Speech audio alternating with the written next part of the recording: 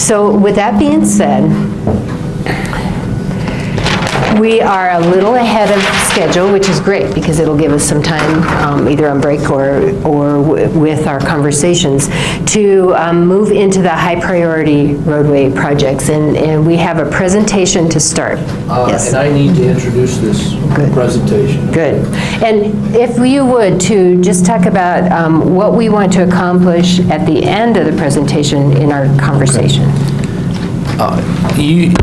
The council members know as well as I do that infrastructure issues are very, very significant.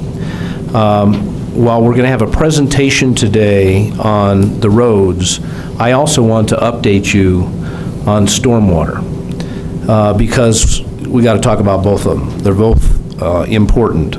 As you saw, as I think I sent some of the polling over, the public cares more about roads than they do stormwater. I'll be blunt about it because I think they deal with roads every day.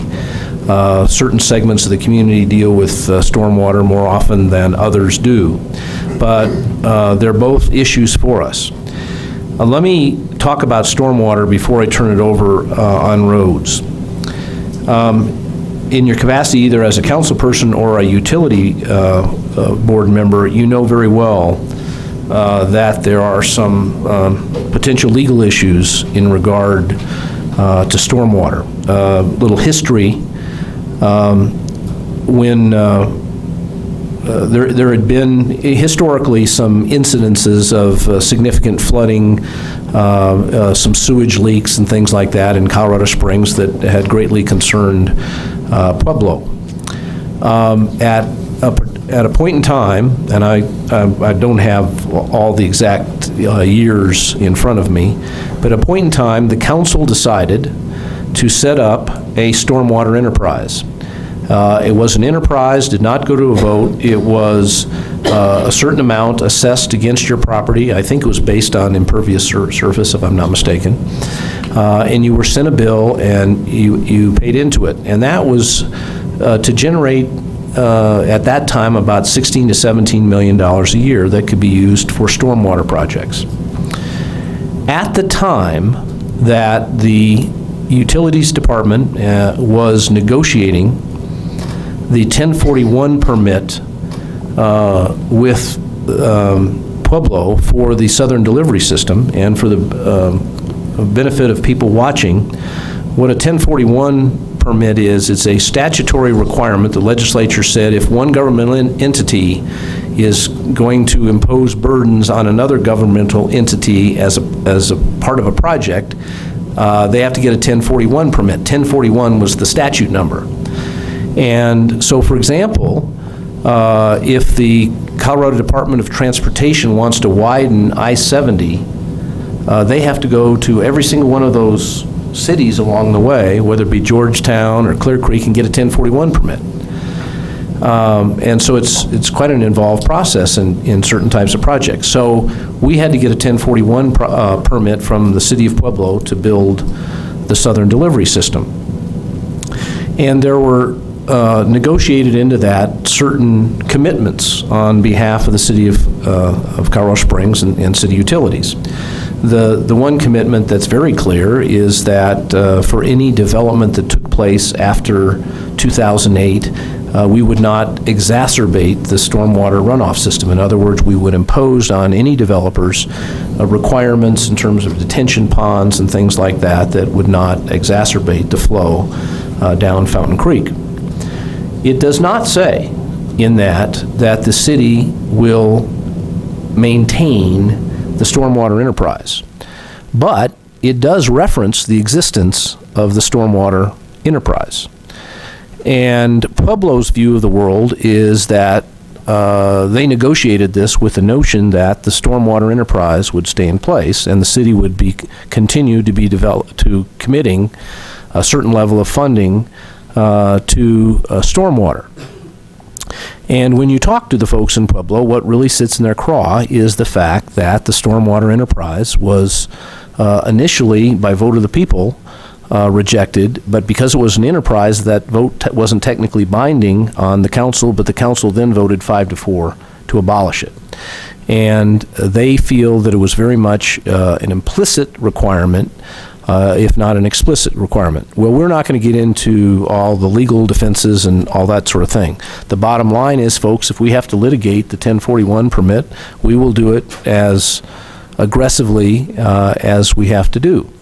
But I just want to let you know that there's discussions, as I think you're well aware, taking place between Colorado Springs and Pueblo about, what sorts of areas might we be able to resolve this controversy. They were going to sue us on May 5th, and the commissioners voted to put that off until August 1st to allow new mayor, new council members to be involved in those discussions. I have met with the three, this week I met in 3 different meetings with the 3 commissioners down there. And then there's been groups of lawyers for Colorado Springs City Attorney's Office, utilities, Pueblo County, Pueblo Water Board, a variety of folks, also meeting to talk about potential parameters. And I just want to say, these are all discussions taking place. What I will relate to you that based on my conversations with the commissioners, the big factor for them is you took this stormwater enterprise and the commitment to spend a certain amount of money a year on stormwater out from under us, and that's the essence of our complaint. And if you look at the probable cause determination or recommendation that was given to them, that's the essence of it. So pursuant to that, the discussions that I had, I just wanted to say, so are you basically saying if we could, de facto recreate a commitment of close to that amount of money a year, maybe with an inflation factor in it, would that resolve the issue? And for the most part, the answer is yes, with some difficult details to be worked out. And let me tell you what those are. And what I used, for example, I said, look, the council at the latter stages of the last administration, by non-binding resolution, said let's spend $19 million a year, which is roughly close to what we were paying with an inflation factor in it. I said if we could come up with some sort of commitment that you would recognize as that you could take to the bank, so to speak, would that satisfy your concerns? And they said yes. Here's the issues. How long would that commitment be? Can the city bind beyond 1 year, on a multiple year commitment in the form of some kind of intergovernmental agreement? What would be the sanctions for non-compliance? Pueblo's obviously concerned with that. Well, what if, there's another downturn? What if the voters do something that all of a sudden you can't muster up $19 million a year? And by the way, that would be a minimum, so it would include any grant funding and all that kind of stuff. And finally, what, if any, say would Pueblo have about what projects are chosen? There was a meeting yesterday of negotiation folks, and they've agreed to meet several times over the next couple of months to try and see if they can't find ways that they could recommend to us that some sort of agreement could be worked out and deal with this litigation situation, which would be problematic in terms of the Southern Delivery System and things like that. So, and of course, one thing everybody has to understand is, in addition, and one of the incentives to Pueblo for having the Southern Delivery System be turned on is that kicks in utilities' obligation to pay $10 million a year for 5 years to the Fountain Watershed District, largely for flood mitigation efforts. So that's where we're at on infrastructure. Do you want to? Let me respond on a couple of those, and I appreciate you getting engaged, Mayor, because that's very important, because if we work with our people to the south, they need to see us speaking with one voice and that's important. You made two comments that these are really minor issues, but I need to correct them. Okay. Because I don't want the media to say a couple of these things that were incorrect. Right. They are minor in nature, but they could be blown out of proportion. Gotcha. First of all, the enterprise still exists. It's the funding that we quit. You'd mentioned that we had stopped the enterprise. The council did not stop the enterprise. Council stopped the funding at the enterprise. Okay.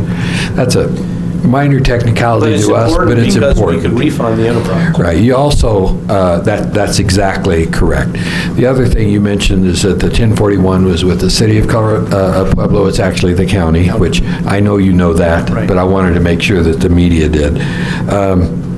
The issues that you found with the county commissioners, and so important for you to go down there and talk to them, were the issues that Andy and I, as past chair and chair of utilities, have said, and I think those are those issues that have to be addressed to make the resolution successful for the future are clear. And I think they're resolvable, but we have to sit down like we're doing this with our friends to the south to do that. So Right. any engagement that we need. I will tell you, Mayor, that the discussions were on two tracks until Travis came along, and Travis has been outstanding in bringing utilities and the city together in the discussion, and it's been very productive. And I just want you to know we deeply appreciate the work that he's provided. I appreciate that. Yeah. Great. Any other comments on this before I turn it over to the street guys? Andy has something. Yeah, I really appreciate your going out and talking with them. I've met with each one of the county commissioners down there one-on-one, not necessarily about this particular issue, but, on several. But I'm encouraged to hear the information we're getting back up from Pueblo is staying fairly consistent. Yeah. And so I think we're kind of have a path forward and kind of on track to be able to resolve the issues, I think. Certainly there are some key technical details that we still have to resolve, but I'm encouraged, and your engagement on this, I think, will tip the balance. And Well, one of the points that I'm always concerned about is we started a lot of these conversations because stormwater has no jurisdictional boundaries. But I haven't heard a discussion about the regionalization of the process or how you intend or how we intend to proceed regionally. Well, I'll tell you where I'm at. The potential lawsuit is not against El Paso County, it's not against Manitou Springs, it's not against Green Mountain Falls, it's not against Monument. And the leverage that they have involves Colorado Springs. That's our water supply. And, well, I would love to, if I'll be very blunt about it politically, I would love to be able to go to the voters on a regional stormwater proposal, much like last November, cleaning up some of the, the duration of it and all that kind of stuff.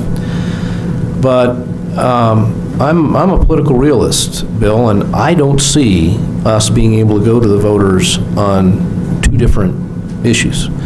Let's go here on a regional stormwater, let's go here on roads. And one of the things we may get into is, well, why don't we go roads regionally, PPRTA.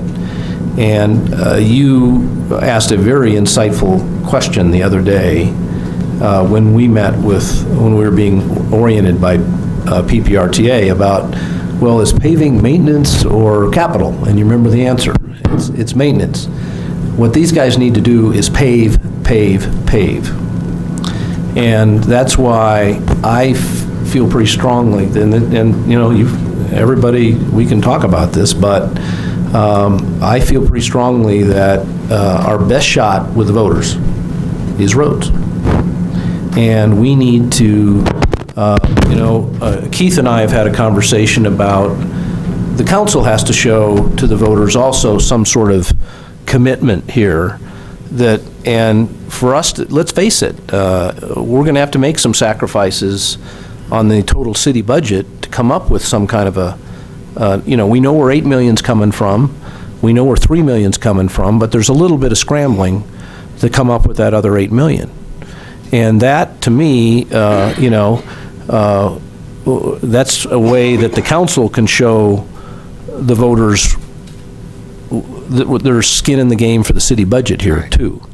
And the other thing people are going to have to know when we make this presentation here, these guys don't have any notion of hiring a single additional employee for the city of Colorado Springs. We may have to have some contract inspectors, but other than that, this is all private sector work. We're not taking on any para pensions or anything. I think that's very, very important to talk about as we would go down the line. But that's just where I'm coming from in response to the...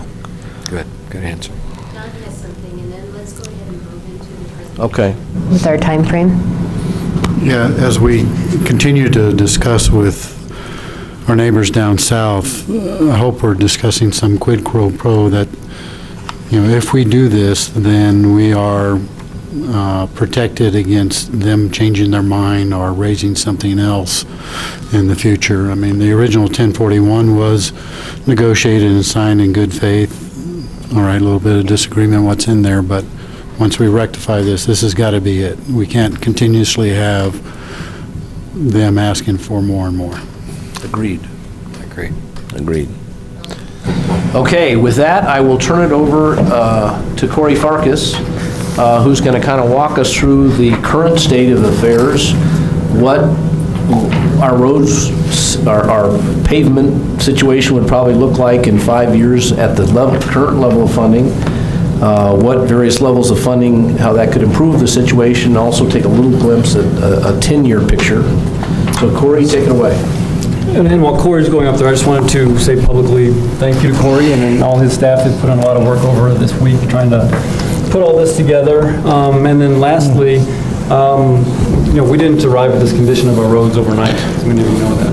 This is decades in the making. I sat on the PPACG board back in 2009, and the streets division manager at that time came to the PPACG board, as well as city council at that time, to I guess, raise the red flag of the condition of the roadways. And here we are 6 years later. Obviously, they've degraded even further. So I just wanted to, I guess, thank you all for engaging the issue and being willing to look at a solution to it. Corey? All right. Good afternoon, Mayor, Chief of Staff, members of council. I appreciate you having me here today.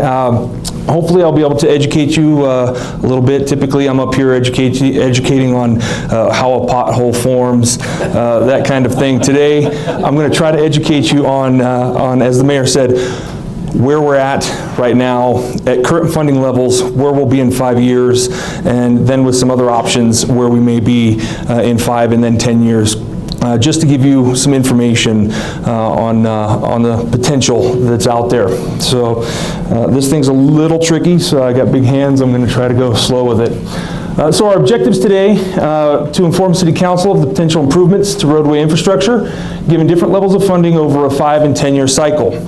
I also want to compare the varying levels, as I said, of maintenance to a current 5-year plan, which we do have through the PPRTA maintenance, and what we could possibly do with additional funding. And then to inform City Council of potential potholes, no pun intended, and a ramp-up period. I wanted to kind of talk about if we did go with something, another funding source, what does that look like? Infusing our infrastructure with money over the next 5 and or 10 years. Whoa. So first I want to go over some infrastructure statistics briefly. Everybody knows, I've said it many times, 5,639 lane miles citywide. Okay, that's what our infrastructure looks like. Again, difference between a center line mile and a lane and a total lane mile. Center line mile of Academy is 1 mile. That would be 6 lane miles, 3 in each direction, north and south. So that would be 1 center line mile equals 6 lane miles. 5,639 lane miles. Our arterials, which are going to be your Woodman, your Academy, your Union, major people movers, we've got 1,589 lane miles. The total collector lane miles, which are the streets that are going to take our residential neighborhoods and connect them to an arterial, we're going to have 883 lane miles. And then the big number, our total residential lane miles, 3,167 lane miles. It's a little bit touchy. All right. So here's our current funding levels, and this is a fairly vanilla slide. We took this off of what we do average annually. So our average annual budget per the PPRTA, $16 million annually. For our paving, estimated percent of infrastructure maintained, we're looking at about 5.2% for years 1 through 5. And Corey, that 16 million is the maintenance, your maintenance? Correct, that is our maintenance dollars. Okay. And that's going to go for paving, chip seal, pre-overlay concrete. That's all we have for all of our programs. So the paving portion of that, what we touch every year over a 5-year period, is only 5.2% of our infrastructure. Another 5-year period, approximately 5.2%, for a total of 10.4% of our infrastructure. Again, we did not take into account any kind of increases through this, again, vanilla slide. But our total lane miles paved in that time period, 849 lane miles. 5,600. Out of 5,639 lane miles, at 10 years, we've got 849. As you can see, all of these boards that you see up here are going to be in this, but we did a lot of work this week. We crunched a lot of numbers, and when you look at our 10-year outlook at current funding levels, the green on these charts, the good roads, actually came out to a negative number by the time we hit 10 years at the current level of funding. In 10 years, we're going to have to break out the horses and buggies. I got that picture, by the way. Okay, so 2020, this is our proposed PMA, which is our pavement management assessment. It's the tool that we use to assess our pavements. We inspect a quarter of the city every year. A 4-year cycle, we have an outlook of the entire city. So for our PMA, this is what we're going to look like proposed at current levels of degradation by 2020. What you're going to have here in the monitor section, those are going to be our good roads, the newer roads. Alternative treatments, those are going to be the roads that have started to degrade past just a crack seal, and they're going to get into slurry seals, chip seals, double chips, any kind of surface treatment to try to keep those in the alternative treatment. These are going to be your mill and overlay.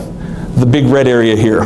Mill and overlay, obviously we go in with the rotomill, we mill off the top layer, and we pave back another layer. I think everybody knows we did Kiowa here recently.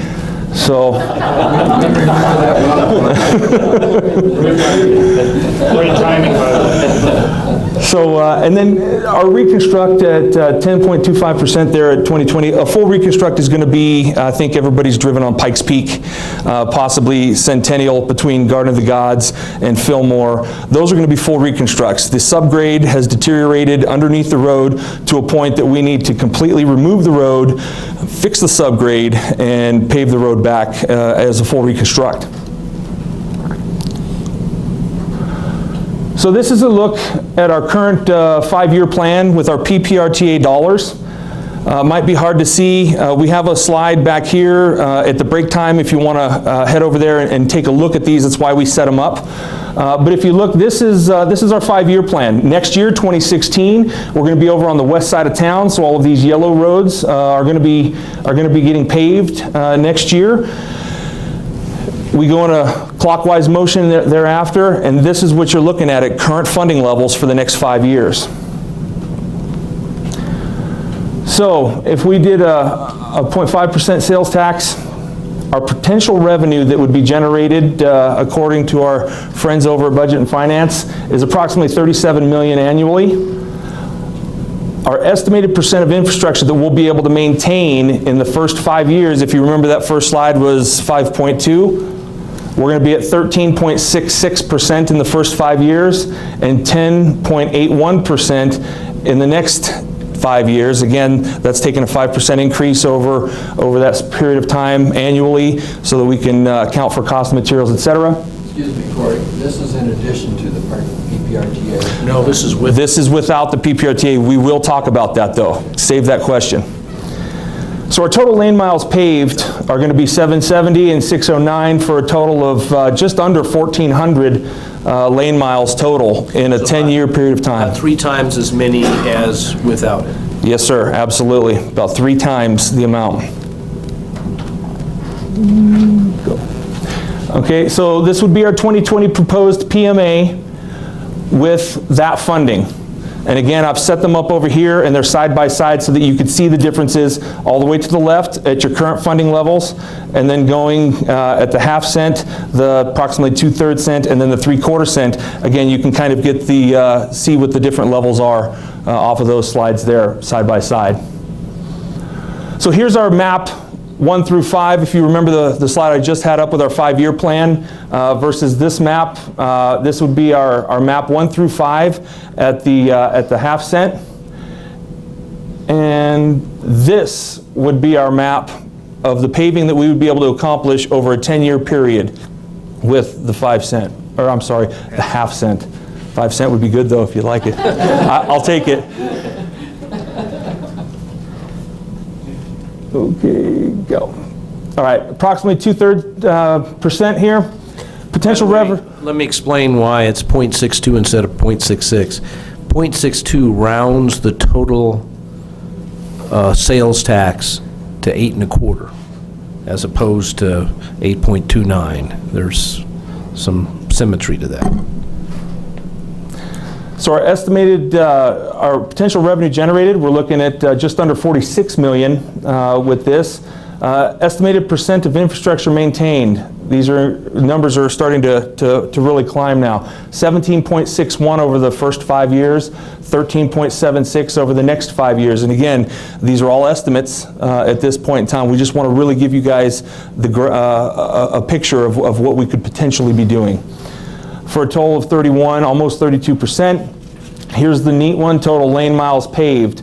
992 lane miles in the first 5 years. 733 lane miles in the next 5 years after that, for a total of 1726. We're starting to get a lot healthier on our roadways at this point. Wrong way again, go. Okay, I always go in the right direction. Sorry. It's really touchy, it's on a wheel. Our 2020 proposed PMA, again, you can see it over there if you wanted to get the gist of what it looks like between the difference. But this mill and overlay, we can see it starting to shrink, and our monitor, our good roads, are starting to grow. And this is, again, where we'll talk about where the PPRTA, the additional PPRTA dollars, will come in to, like we say, we want to keep our good roads good. So here's your map for the first 5 years. Here's your map for the next 5 years. This is 1 through 5 and 6 through 10. Again, you'll start to see on these maps, as we start to get into the 6 through 10, we start getting into a lot of the residential roads. When we looked at our PMA and we started formulating this plan of what we want to try to attack first, just as we have in our current 5-year plan, we want to go after the arterials and collectors first because they service the greater number of citizens. When we go into the residential roads that need it, there's no doubt, they typically service the people that live there and not much more. We all drive to school, to work, to shop on our arterials and collectors, and there's a great need on a lot of those roads. So that's where we started, and as we went through our process, started incorporating more of the residentials in as we started moving through and fixing the arterials. So when you see these maps, you'll start to see neighborhoods appear on them in the later years. And now to the 3/4. Our potential revenue at this is around 55 million. Estimated percent of infrastructure maintained, starting to get really good numbers now. I like this one the best. I know it's not up to me, but 20.61% in the first 5 years, 16.36 in the next 5 years, for a total of 36.97% of our total infrastructure in 10 years.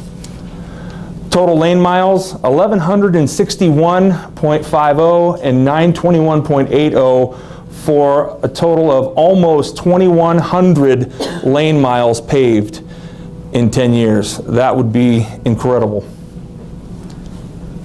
Now the fun stuff that goes. Okay, so our proposed PMA at this point, again, you're seeing the red shrink, the green is growing. Alternative treatments, we'll talk about that in a minute. Years 1 through 5, here's your map. This is the cool one, 6 through 10. That's a lot of streets. That's an exorbitant amount of streets for us to be hitting in a 10-year period of time. Questions at this point? Let me ask a few to make, that I learned in our conversations. While we're talking about paving roads here, how much of this money would actually go to concrete? That's a fantastic question, Mayor. So Thank you, Corey, for pointing that out. we've got pre-overlay concrete and our overlay, okay? The pre-overlay concrete we have to do. We've got federal mandates that tell us for ADA purposes that when we pave a road, when we mill and pave a road, we have to bring all of the ADA ped ramps up to ADA standards, and we do. As well, we try to get the curb and gutter that would negatively impact our asset that we're just putting down on the ground. So any kind of curb and gutter that might be broken, cracked, that we can get water infiltration to get underneath our mat, which is our new pavement that we've put down, and negatively impact it and cause potholes, etc. We want to take care of those issues as well prior to paving. So when you look at our pre-overlay concrete numbers over the last 10 years of the PPRTA, and you look at our overlay numbers, pre-overlay concrete is almost 48% of the cost of the overlay. So when you're talking about, let's, for example, say we get $1 million, you're looking at about $500,000 in concrete and about $500,000 in paving. So that's what we have to keep in mind when we create our lists, and concrete is fully included in every list that you've seen here today.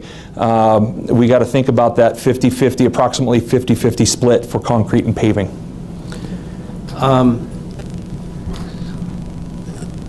All these projections of what the payment would look like 5 or 10 years, depending on different levels of funding, you said did not take into account the PPRTA maintenance dollars. Yes, sir.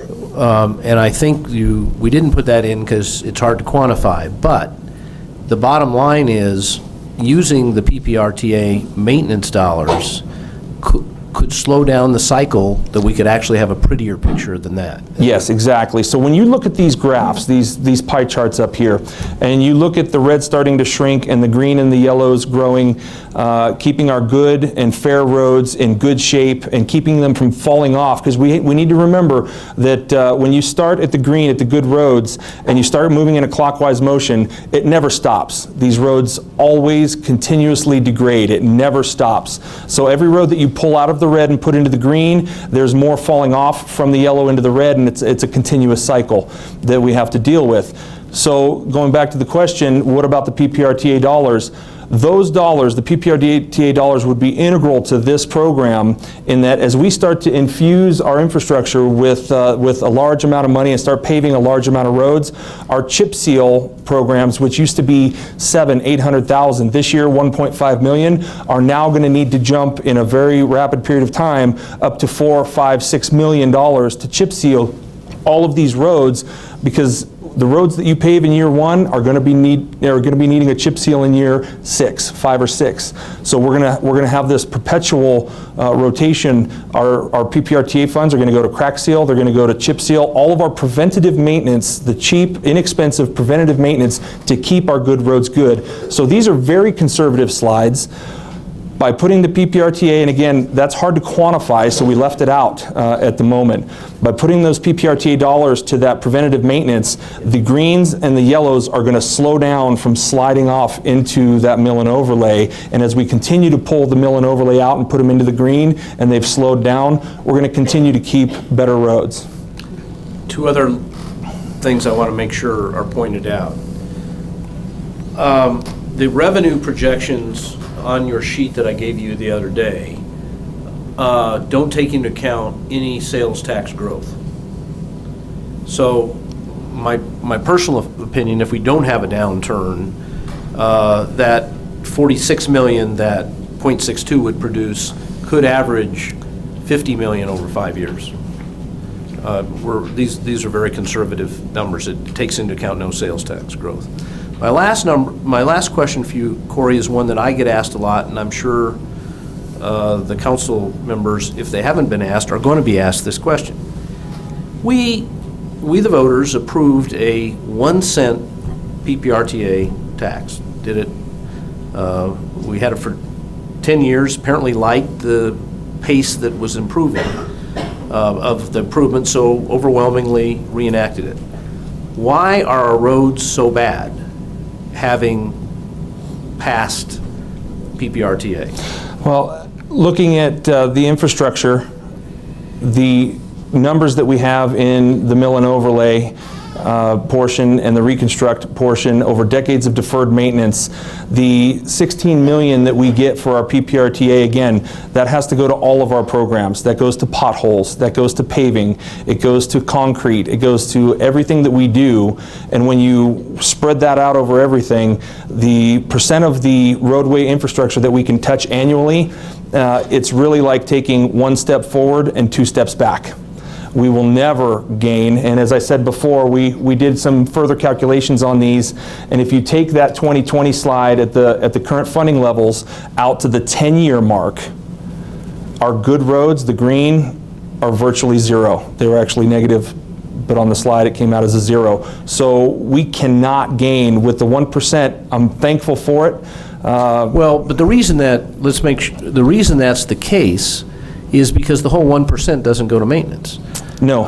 55% has to go to capital, right? 35 goes to maintenance. So what people have to understand is these major projects they see, the realignments, the Cimarron interchange, I think the Fillmore interchange, that's PPRTA dollars going to very, very, very expensive projects, right? Yes, sir. And those can be capital dollars for the most part? Yes, sir. Whereas we get 35%, another 10% goes to transit, we get 35% for maintenance, and we've been doing our whole shebang on that PPRTA.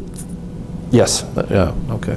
I know there are a couple questions, Tom and Joe and Ruth. Thank you. Corey, one of the questions we get constantly on City Council is the work we've done, let's say, in the last 5 to 6 months in 2015 has not been very quality work. At least many of the taxpayers and our community members feel that way, particularly the edges that go against the curbside where a lot of the potholes seem to form. How would you respond to criticisms that the job we've been doing has been subpar? Okay, so we're talking about potholes. Yes. Okay, yes, we know. The job that we've been doing over the last several months has been, there's 2 pothole operations that we can do. There's a fill operation and a repair operation. We would like to do the repair operation. It's semi-permanent to permanent. The repair operation would take into account taking out the jackhammer, squaring up the hole, fixing any subgrade that might be compromised, tacking the sides of the hole, putting the mix in, leveling it and compacting it, and you're going to have a really nice looking pothole repair. Okay, we do repairs every time we can. Typically, a pothole fill, which is coming in, maybe blowing out the hole or cleaning it out to some level, putting mix in it and compacting it as best you can and moving on, is typically a winter operation when we've got cold, frigid temperatures, a lot of moisture, and we're just trying to make the roadway as safe as possible for the traveling public. With the exorbitant amount of potholes that we have in our infrastructure at this point in time, it has dictated our operation to us. It has forced us to go into a constant fill operation. So over the last several months, yes, the operation that we have been doing out there, we know it's not a permanent fix, but there are so many potholes out there, we can't keep up. The repair is a much slower operation. And so we've been trying to fill. Now, that being said, here in recent weeks, we took a look at our operation and said, okay, this is growing out of control at such an alarming rate that we can't catch it. Even with the fill operation, we can't catch it. It's the mythical unicorn, it's the end of the rainbow, and we can't get there. So why don't we, if we can't catch the pothole list, as we call it, why don't we go ahead and start doing our repair operation so that the ones that we are doing are going to be a more semi-permanent to permanent fix. So we have in recent weeks gone back to the repair method on our pothole operation. Okay, at least we're not sitting back on our hands and we're trying to deal with what is perceived to be an ineffective job. We're trying to deal, right now, the pothole issue in town, it's like I was telling Travis just a few weeks ago, it's like standing in front of a rhino with a BB gun and trying to stop it. So let's try to do a repair rather than a fill. Okay, thank you. Yeah.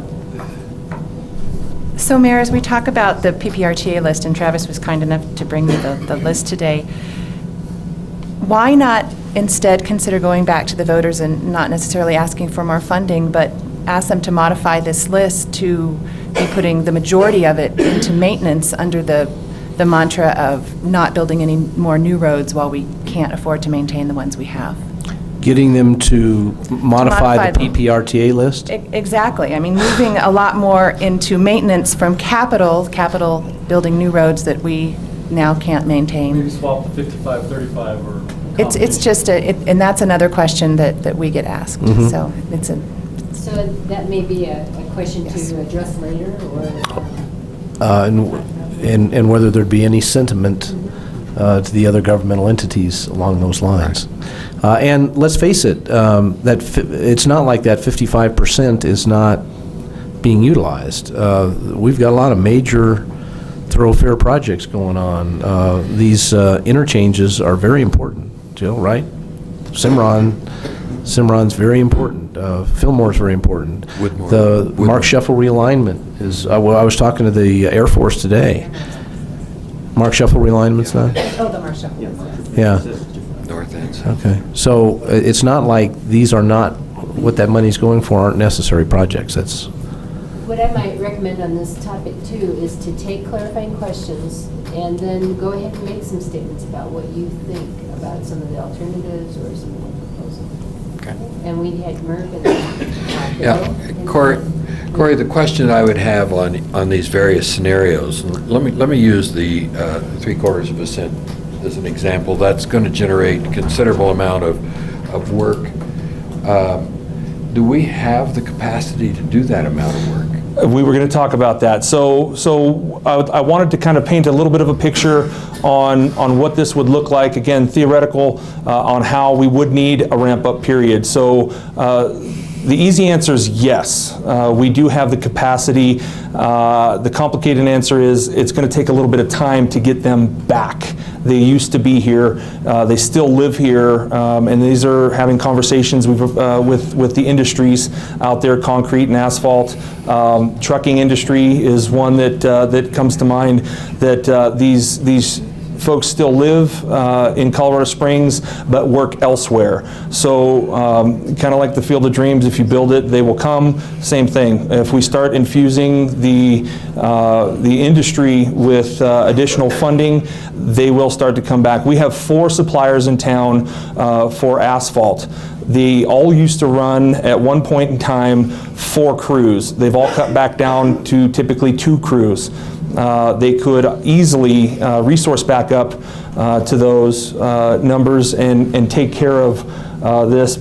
Not going to happen overnight. So as we loosely talked about it around the table back at Streets, it would look like if you were going to get $50 million a year, let's say in the first year, would only be able to spend about 20 in that first year. 30 million would roll over to the next year, you'd have 80 million. In year 2, we're going to be able to spend about 40 as they're starting to continually ramp up, for example. And by year 3, we're going to be able to spend all 50 million, then it would go, and after the 5 years, if it didn't get voted in, we would have money in the bank. So really, that 5 years of revenue would generate 6 or 7 years of actual work. So would it be fair to say, Corey, that not only would we be, and I'm using this one over here, the 0.75%, we would be doing significant amount of road improvement and creating, but we'd also be doing some business development and some jobs creation. Absolutely. Yeah. Absolutely, 100%. There's additional benefits to it. Huge. We're going to go to Bill and Keith, Don, and Jules. Okay, two issues I need to address is baseline and getting ahead of the power curve. First of all, the baseline. You started with the average annual budget of 16 million, which was 5.2%. Now, at one point in time, in one of our other conversations, you told me what the nominal amount was percentage-wise for a city. Wasn't it 9 or 10? It would vary. It would vary from city to city, from infrastructure to infrastructure, to be quite honest. Okay, so I'm looking for the baseline number.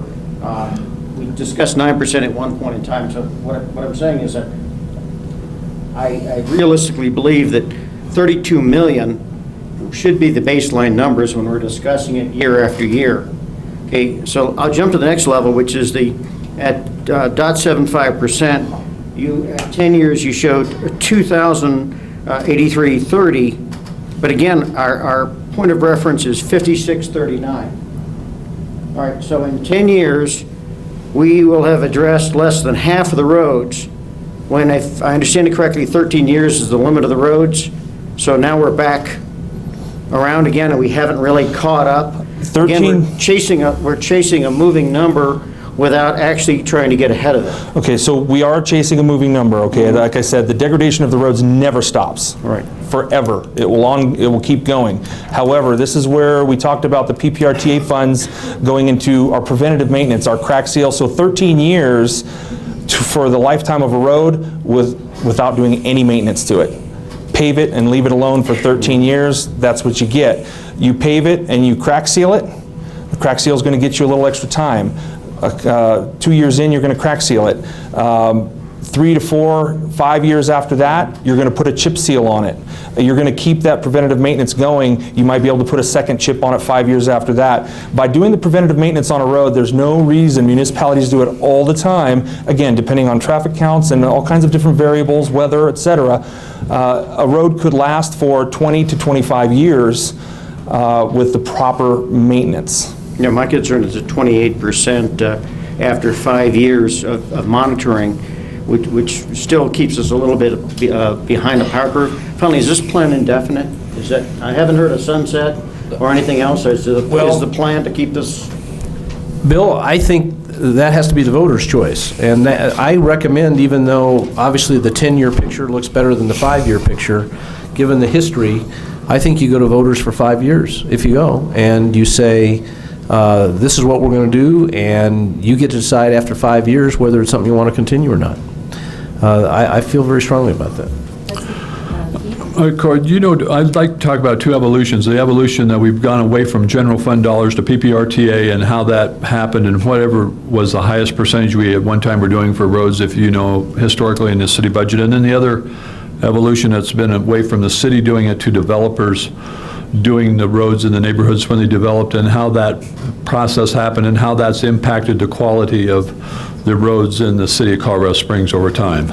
Okay, so being 2 years old within the city, I don't have the historical data available to me at this point in time to look at PPRTA and general fund dollars. We can probably take a look at that and go back in our catacombs and find it, but I wouldn't have that for you now, so I couldn't answer that. And as far as the development side of it, our EDR, our new development, is over in engineering. At streets, we don't have anything to do with new development at this point in time. Has it degraded the requirements for the quality of road? Has it changed over this period of time that we started having developers do most of the construction of the new roads in the neighborhoods as opposed to not, or how's that evolved? All of the... In response to your question, Councilmember King, no. both the city and the county have standards that have to be followed. And so the development community are required to follow the engineering criteria standards that's been approved by the city council. And we go through an inspection process. And so the developers contract out the road building, and then we go through the inspection process in the entire time of that construction. But also leads to the next question. This goes back to the capacity question that was asked earlier. The development community will say, why is it that we can spend at capacity $30 to $70 million a year to put in infrastructure, and the city's only saying that we have capacity at $50 million a year? And so I think, Corey, do you want to answer that question? Well, sure. When you're talking about new development, you're talking about greenfield building. You don't have to worry about, you put down a curb machine, you run your curbs through a curb machine, doing over 1,500 feet a day. And then you come back through with your paving machine, you put it down, and you just start paving. And you can really get a lot of production. When you start talking about maintenance, you're talking about removal and replace in kind. You're talking about working within city limits, in traffic, setting up traffic. You're talking about having to, again, remove and replace. There's a lot of latent conditions that we run into. Utilities, stormwater. Nighttime projects are more expensive than Nighttime projects daytime are more expensive, yes. So there's a lot of variables that go into that on why we are limited to what we can actually do. And then there's the piece of, if you've got your developer doing 30 to 70 million, the military bases are also paving and doing work, as are some of the other folks around the area here. You throw the county, CDOT, and us into the mix, and there's a whole lot of work getting done and only so many suppliers and contractors to do it. So we got to be cognizant of that. Well, let's take other questions. Don? I guess I'll follow suit and have two questions also. First one is on, as you go into the neighborhoods, and that one is where I really applaud you looking into, because that's where I get most of my complaints, is the street in front of my house. And the mayor brought up concrete. I also hear it's not only the street, but it's the sidewalk in front of my house. So does your concrete include sidewalk and stuff? And then the second question is on your baseline, the 16 million, 1 through 5 was 5.2, 6 through 10 was 5.2. On all the other scenarios, the 6 through 10 had a lower percentage.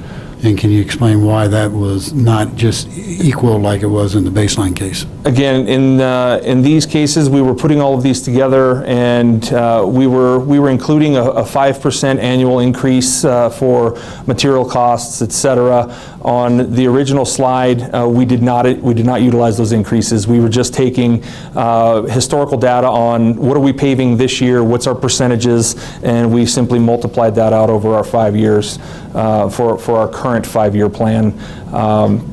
And so that was the reason for the fluctuation.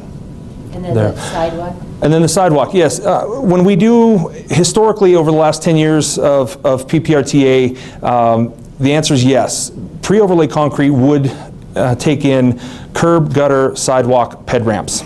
Okay. Over the last year, we've been having discussions on how much sidewalk should we be taking care of with the pre-overlay. Again, with the state of our roads, we're not driving on sidewalks. We're driving on the roads. If we do less of the sidewalk, if it was detached, for example, could we do more roads? We've been having those kinds of conversations. Obviously, if it's an ADA accessible route issue, take care of the sidewalks. Up to this point, yes, we are still doing sidewalks with pre-overlay concrete dollars, but again, interesting conversation to have when you start getting into the sidewalk portions and getting, especially in the residential areas, you really got to pay attention to the ADA requirements. And what I'm talking about is when you have attached sidewalk and you've got your drive aprons going into houses, all of a sudden those become an issue for an accessible route when you go into a neighborhood. So the discussion has to be had, do we go ahead and remove every drive apron and make them ADA accessible? Or do we go back on the ADA regulations and say it's too exorbitant of a cost, so we're going to leave that? So we have these conversations, but at this point we still do replace a lot of the sidewalk. Okay. Any other clarifying questions? Oh, yes, let's move to comments, and we can move to comments and also Kind of a temperature read about what people are thinking right now about this, about moving forward. Well, my comment is, and this deals with my tenure living here, Corey, in 93 or 94, we did have a half-cent sales tax for infrastructure, and that was taken away by the voters. We're paying the price for it now. We've forgotten that, a lot of people have forgotten that that used to be in place, and sometimes we make decisions without recognition of the long-term impact it could have, and I think that's a significant part of the problem we're facing right now. Let's do a go-around, and Jill, you can start for us. And if you're not ready to, talk about what direction you might think about moving, you also might ask, this is for all of you, what questions still need to be addressed, or what do we need to do to kind of get us to a decision or a recommendation? First, I like the direction. I agree with Merv. This is long overdue. I guess, based on my previous comment, I just want to make sure we're looking at all of the options and make sure we're doing the best thing for our community and the thing most likely to get the voters to respond in a positive way. Thank you. Bill? That's why I said it that way. Very positive. I'm looking for long-term solutions. I'm not only looking for the long-term solutions for the surge, I'm looking for the long-term solutions for the city.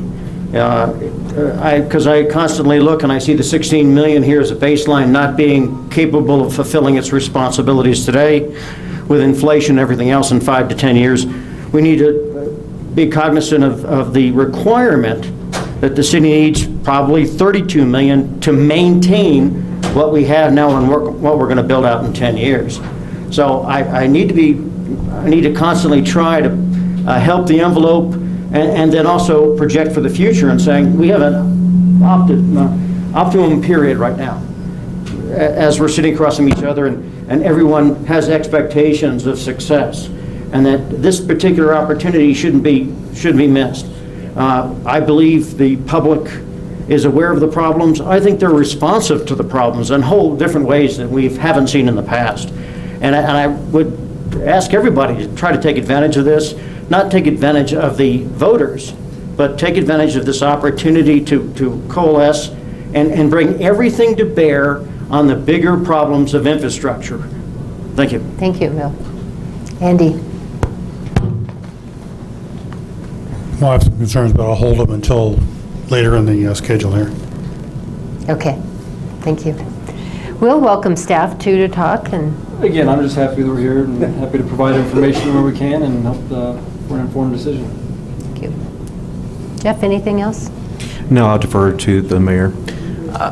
I just want to make sure, I hope this doesn't need to be said to the council, but maybe it needs to be said to any viewers we have. Please understand that at the same time that the discussion is taking place, as any responsible new administration of the executive branch would do, we are going to do a complete review of the city budget to see if there are places we can squeeze more money out of that can be used for infrastructure. But what I'm indicating to you folks is for us to deal with both stormwater and roads, you know what the city budget looks like. Yeah, you can squeeze, but we're talking, can you squeeze 2 million? Can you squeeze 3 million? And that may be what we need to be able to fulfill some stormwater commitments. But folks, there's no amount of squeezing, and those of you who've been on the council, even the very fiscally conservative person, you're not going to squeeze 37, 46, $50 million out of the city budget for roads. That's not going to happen. But I just want to make sure you all understand that we're going to do and I will tell you, I think my predecessor did a very good job of constantly examining the city budget, outsourcing some things to try and save money and things like that. So I'm not walking into a I'm not suggesting I'm walking into a fiscally wasteful situation. I don't think that's the case. But to the extent there's $1 million that can be squeezed here, $1 million that can be squeezed there, we're going to try and do that. But when we're talking about the size of our infrastructure problems, that's accounted for. Thank you. Larry? Yes, first I'd like to say thank you for the service that you guys have been doing for the last couple of months, not only y'all, but utilities and the stormwater folks for helping in the neighborhoods to help with the drainage and the potholes. We've had several potholes filled and refilled, and actually they're working. The last time you did them or filled them, they're staying up pretty good. So thank you for all the work that y'all have been doing. I think it's important that we educate the voters, because we keep hearing questions like, well, we've had all this money that's been put against into PPRTA and put against the streets and potholes. Why aren't the roads in better condition than they are now? So I think it's an education process of making sure that people understand that we have been doing what needs to be done. There's just not enough money to fix the 10 to 15 years of neglect that we've had. I'd like to see us look at other alternative sources of funding also. And as you said, we'll look at everything that we can look at, bonding, property tax, gas tax, as Bill had mentioned. There may not be popular things, but we need to look at it and then go out to the voters and let them have a voice on what they think they would support or what they would support. And then not only that, but also make sure that it's a limited time. We're going to use the money for this purpose, for this amount of time, and then review it after 5 or 10 years. So I think we're going in the right direction. I think everybody is saying essential that. So, Great. But thank you. And a long-term solution. We need a long-term solution. Thank you. Don?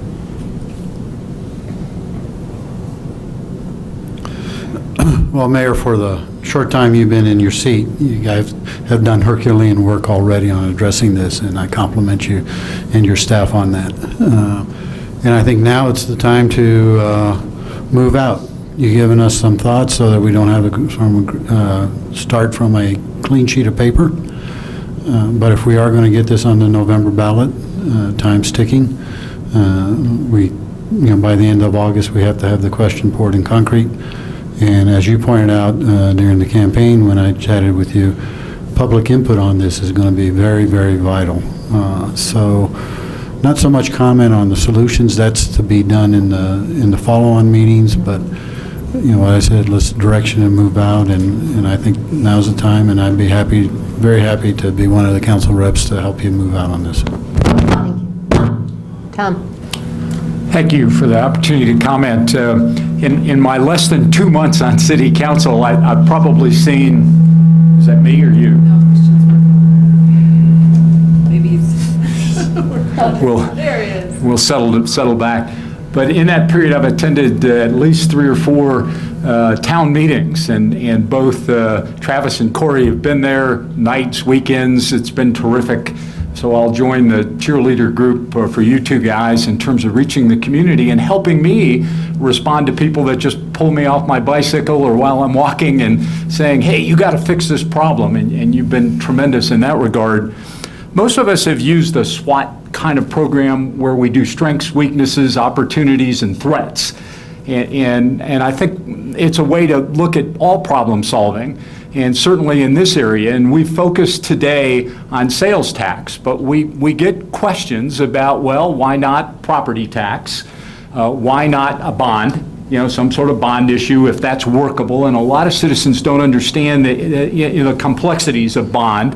Why not a gasoline tax? And I just think we need to address those in terms of the whole panoply of options as we move forward with something very quickly. And I think it's August, isn't it, Bill, that we've got to come up with something for a November ballot? We have to make a commitment to the county by July 24th whether something's going to be on the ballot. We don't have to have specific language probably till September. But July 24th is just a blink away. That's right. So those are my thoughts and comments. Thank you. Helen? I have a question for Corey. Some of the questions I receive is the coordination between utilities, like the utilities will put in a drain pipe or something, and you had just done a road, and then they dig it up, and so can you comment to that? Or? Sure, and it is, it's an issue. It is an issue, and we do coordinate. It's gotten better over recent years. Utilities has a program called Project Viewer that they put their projects into. We at Streets, Engineering, Traffic, we also put our projects and programs into Project Viewer, and Project Viewer is supposed to cross-reference them, and if there is an issue, it will contact each of the parties, and then they can start their coordination process of how they're going to take care of it. That being said, CSU's infrastructure, their water, every bit as old and in bad a shape as the roads. We just can't see it.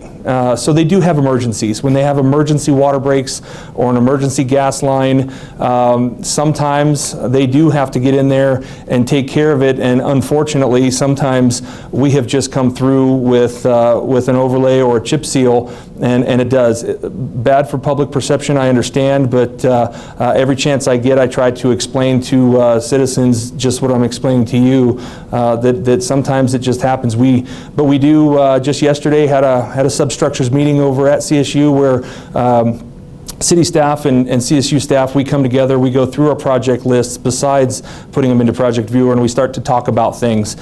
They do have some emergency projects that are going to be coming up here in the near future, and we do have programs that are on those roads. So we're trying to, as best we can, put our heads together and figure out how we're going to get around that and prevail. So.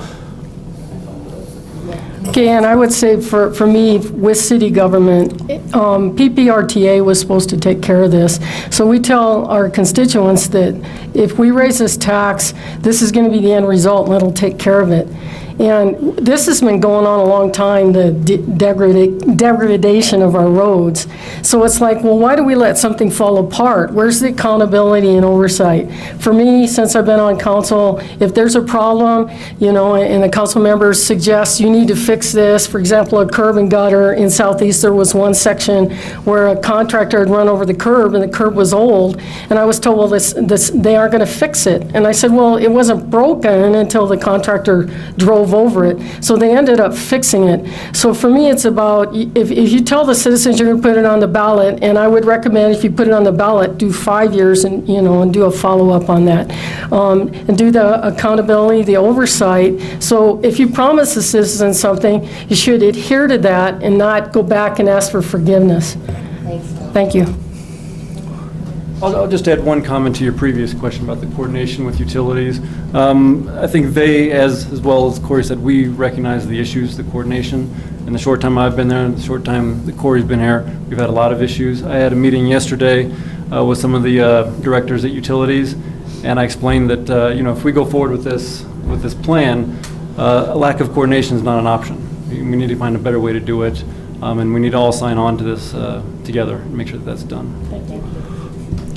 Well, I think council should be a leader, and the way we do that, in my opinion, would be that we show that we would start dedicating a portion of our general fund and create a baseline of maybe this year, and say we are going to start increasing a commitment to the infrastructure, both stormwater and roads, and we will start with this baseline and we will grow it this much, and then we would like to go back to the voters and say, as we are the leader in doing it, we would also like to come back to you and have you help us grow that. And so I think if we would do that, I think we would get a lot of support from the community. I think we could say we would do, if we grow our commitment by a certain percent, we could tie that to a percentage that we could ask them to grow. And I would kind of give an idea of a variable amount of sales tax that we would do and say, we'll create some parameters and say, if we grow this much and we make this commitment and we set aside a separate fund to put the money in, that we would then take that money and use it, both the money from the general fund and the money that we raise, and dedicate it 100% to the maintenance of the roads. And if we wanted to tie stormwater into it, do that with also the stormwater. I think if we are leaders and can make a commitment that we are willing to do that at the at the council level, that we will get a more positive response from the citizens. Thanks, Steve. I'll just pass it on. Yeah, Mayor, my comments are going to be more in process, and what I would recommend is, as we move forward to finding the solution that we're moving forward, I would be glad to designate a couple council members to work with your team. I know Mr. Knight has already indicated he'd be willing to help with that, because when then it comes back to council to put it on the ballot, we would have people on to answer our questions as you move forward with this, that we could, and I think that would be helpful. The other part is that the community engagement's important, and I know you're already doing some of this, but I want you to encourage you to continue to do the polling necessary to find out what the voters feel would be their most comfortable solution to moving forward. I'd just like to make sure that that's in the process as well. Thank you, Merv. That's one thing I'd like to suggest to you folks, and you can have a lot of input within limits. There's a certain amount of cost to how many questions you ask. But we can get a very good poll done for about $3,000. And Colorado Springs Ford has offered to pay for a poll. But we get to decide what all the questions are, okay? And I would, based on comments from you folks today, I'd like to try and put together a poll that would give us a pretty good idea. Because, I'll be honest with you, and I've learned this over time, you can have, and we should have public meetings where we take, but folks, don't kid yourself that you get a good cross-section of folks at public meetings. There's really no substitute for doing some polling. And the pollster I'm talking about knows who will show up for a off-year election. In the mayor's race, they told me this will be the breakdown of the voters, how many Republicans, how many Democrats, how many unaffiliates will vote in an off-year election, and they were right within 0.5%. That's based on historical 30 years of voting. So when I say we'll do some polling, we will know who will be showing up in April. And if they tell us, I don't care what you want, you're not going to get it, then it's probably wise for us to take that message. But Bill, you brought up gasoline tax. I'm going to clarify some legalities there, then try and quantify what it would have to be per gallon, and we can ask the voters about that, and we can ask about what their preferences between, we'll ask some questions between sales tax, property tax. We probably ought to ask some amounts, but keep in mind you've got basically these folks telling you that 50 is kind of what they see as what they can deal with a year, which really puts you in the 0.62 or as a maximum, or 0.75 against 55. But that could, I think 0.62 gets you that 50 myself if we have some growth. The one point I want to make sure, and you brought up bonds. Yeah. I want to make sure everybody's realistic about bonds, because if you ask the public, what would you rather do, borrow it or pay taxes? Trust me, they'll say borrow it. Right. But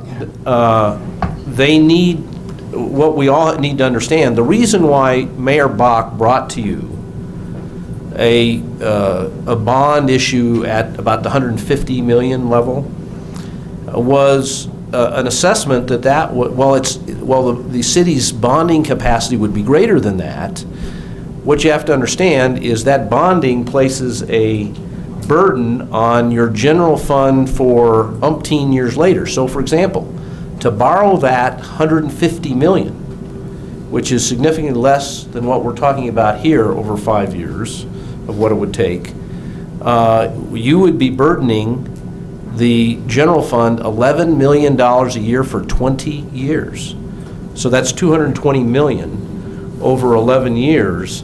And then, you get into some downturns, you're really scrambling. Right. To make those bond payments, you're cutting police and fire and things like that. But that's part of our education process Yeah. to our constituents. But I just want to warn you, if you ask them that and just say, how do you feel about, do you want to borrow it? They'll say, yeah, I want to borrow it. But unless you say what the impact of that could be on the general fund going forward, that's a whole different issue.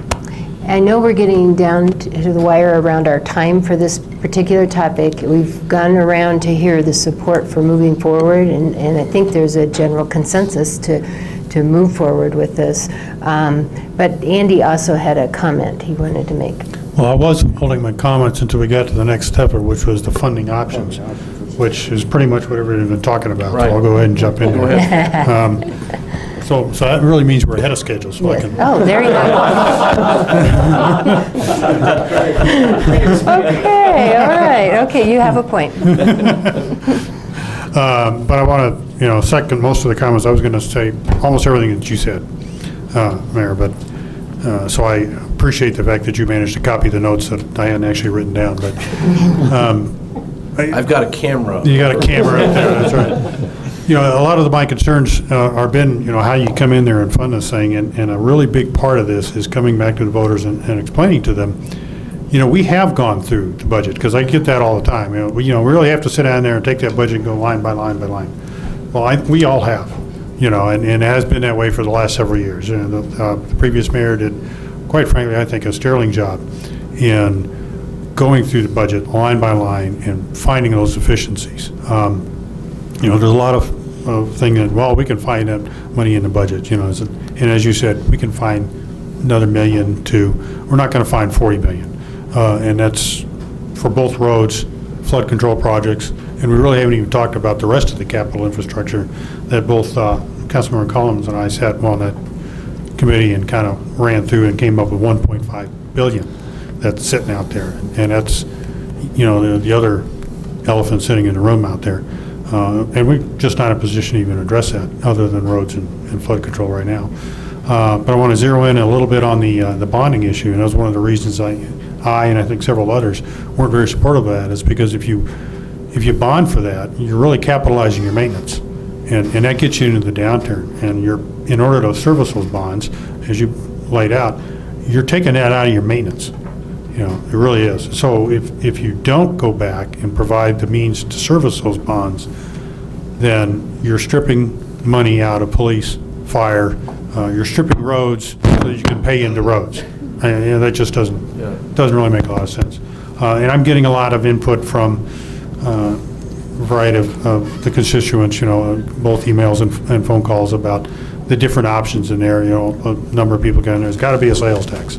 Others come in there and say, don't ever do a sales tax. And the same thing about gas tax been on there. I think that's a pretty volatile issue. Very. It's a very volatile issue. As is the price of gas, by the way. As is the price of gas. I think intellectually there's a strong case to be made that you ought to pay for roads with a gasoline road tax, but that's not, I don't think, going to really go anywhere. It's a lot of other people talk about, well, it ought to be property tax, and then I think the majority of people have been coming back and saying, no, don't even think about a property tax or a fee or anything that looks or acts like a thing. And I think we saw that last November. So I think what we really have to do is we have to kind of make that case to the voters, not so much that, how we've talked about here, but where that money isn't. That money isn't in the general fund. There's a lot of talk about the $455 million that's our total city budget, but an awful lot of that are enterprise funds that you can't move. We're sitting here in this airport right now, that's $32 million enterprise. We don't touch that for roads or anything else. You're not going to strip that out of there. And it just goes all the way down there. By the time you get down to what are not grants that came out from someplace else or the enterprise funds that you really can't touch, we're talking that $269 million. We all know those numbers. And that's what we have to play with. So it goes back to what I said a minute ago. If you're going to come up with these kind of numbers, you either have to come in with additional revenue or you're stripping police, fire, roads to do roads. And none of those make any sense. Now, I don't like the idea of coming in and asking for additional revenue that just kind of goes against my DNA, but I don't see any, we're into the least worst option here at this point. So that's kind of my comments coming into this. And let me just check for that, because I said we've come to consensus and then there was a little bit of reaction. And so let's check what that consensus is. Is it about moving forward around polling people for raising additional revenue? That's what I was picking up. And we'll run the poll questions by you folks. I can't guarantee you that all your suggestions will be incorporated because pollsters may think they're not the question to ask, but we got a feel for what we want to find out from the public, and we'll put Do you want together. us to send you the questions, or how would you? I want you to send me suggestions, but I will, with the pollster, come up with suggested questions, send them back out to you. This needs to take place very quickly. I'd like to be out within 2 weeks with a poll. It takes 2 nights, essentially, to get a good poll. So we'll continue, thank you. We'll continue on the conversation of alternative funding or other revenue. I think that's what we're talking about is funding options for stormwater and transportation. So we want to continue that until about 3 o'clock. So was there anything else though in relationship to that former? I have one, Mayor. Would it be possible for me to assign a couple of council members to work with your team as we go through this? Okay. Great. And Helen? Yes, I would be concerned about who you're polling, who's encompassed in the polling data, because sometimes specific areas of the city are targeted. What do you think about this survey? What do you think about this poll? And it needs to be, all over the city and different types of folks. That's an interesting question, because, Helen, do we want to know, the natural question is to ask what people who are going to vote, care. If that's, I can do that. I'm not sure I can, because we know who votes. But the problem is, let's be blunt about it. You saw in this last election, your district had a very much smaller percentage of the total vote than other districts. So to the extent that you're asking me, will that vote reflect, I guarantee it will be very accurate in terms of who would vote in November. I can't guarantee you it's going to be very accurate in terms of a total, complete cross-section of the community. Basically, we know who votes.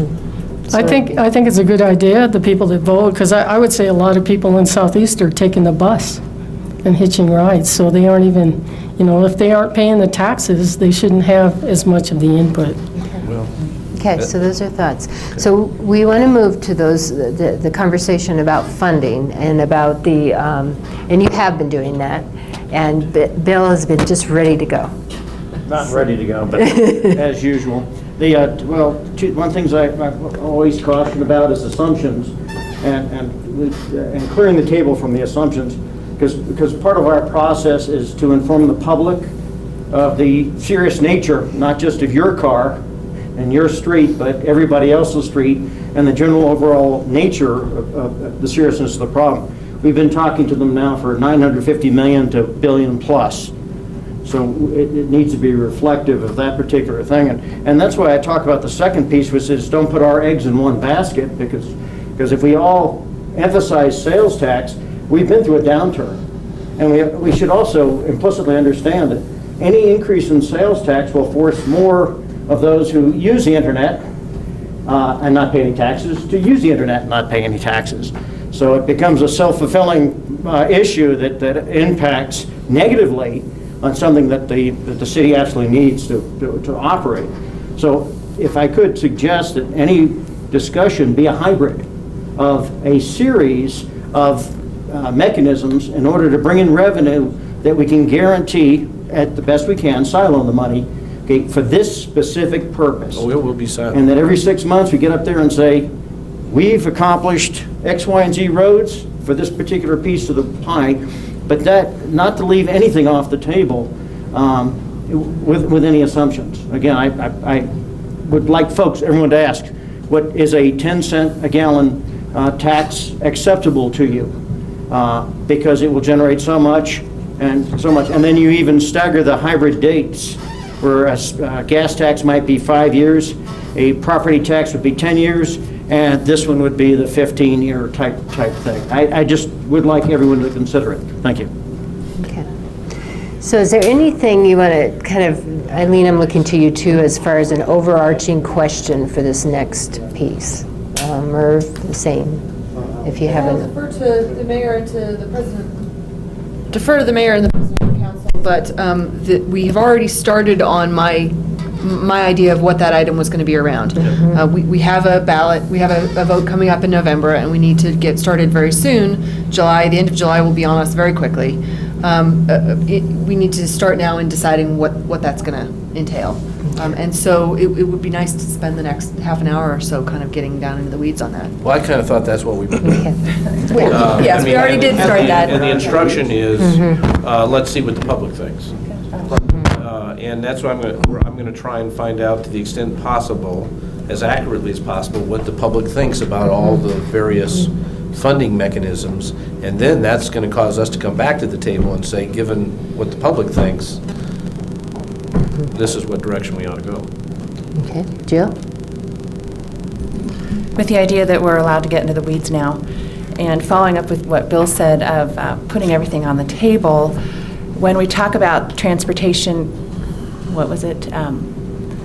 Stormwater and transportation capital needs, and make some sort of survey around how the voters would best pay for that. I guess I'd also like to consider that transportation doesn't just include the roads, but it also potentially includes transit. As Helen said, a great many people in her district use the buses, and I consider our transit system to be part of our infrastructure. So I guess if we could at least poll the voters on what they think infrastructure is, and whether transit should be a part of that funding that we would be requesting from them.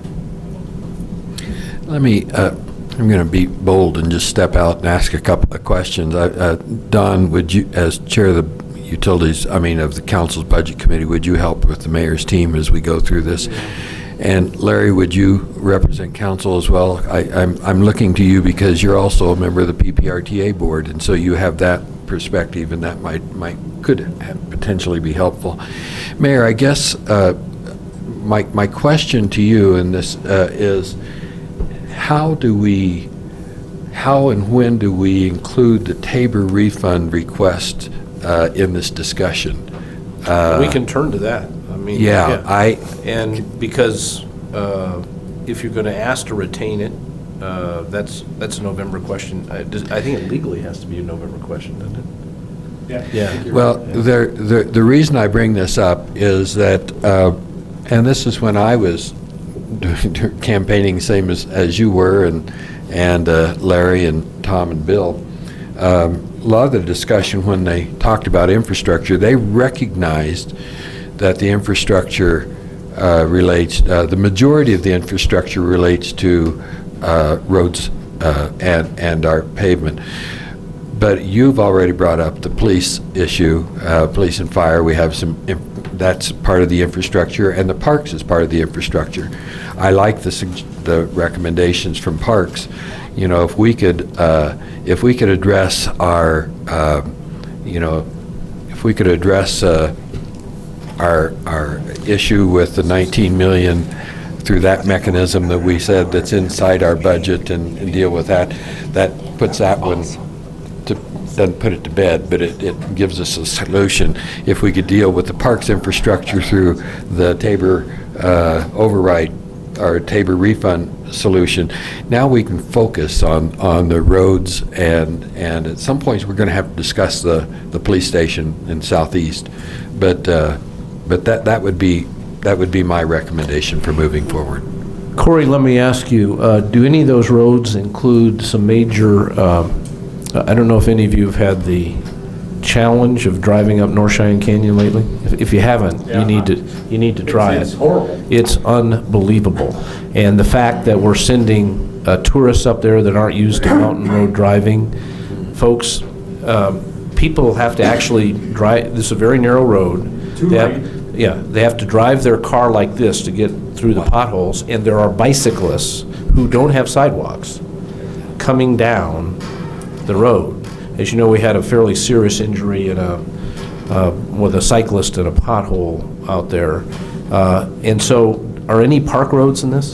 Yes, so North Cheyenne Canyon is on that. We, at this point in time, Parks is working towards fixing the drainage. We obviously have to fix the drainage issues prior to fixing the roads, otherwise we're not going to get anywhere. But yes, North Cheyenne Canyon is on this. These lists that we've put together are preliminary. They are based, it's a baseline list based solely upon our PMA. So there are discussions to be had about which roads would be done first, whether we hit some of the parks roads, et cetera, and at what time. So there's a lot more coordination. These are baseline maps, but yes, we fully plan on getting into some of those parks and taking care of those. I just want to point out the most discouraging call that's come into the mayor's office in my week and a half is a out-of-town tourist complaining about the condition of the road leading to Garden of the Gods. Folks, when we're looking at our roads, we need to make sure that we're taking care of roads that we need to attract tourists to our community, right? Let's ask Corey to sit down too if you want to and join the conversation. If everybody's done with Are you okay with me. that? Okay, yeah.